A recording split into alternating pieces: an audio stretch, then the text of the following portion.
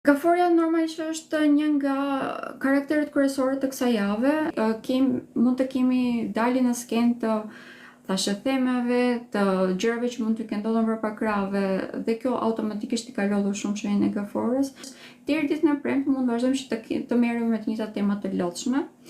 Gjithsesi, tashmë shenja e gaforës ka krijuar një guack vërtet shumë të fortë dhe nuk është se penetron shumë të gjitha këto lloj temash, është mësuar. Pra tematikat që kanë të bëjnë me armiqt të hapur apo të fshehur, tashmë i di se si t'i bëj ballë.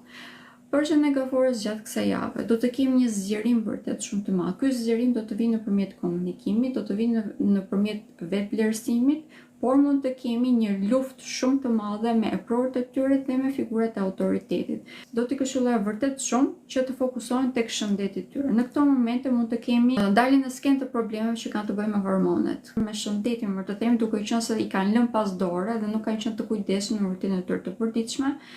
Ky është momenti që t'i rregullojnë këto.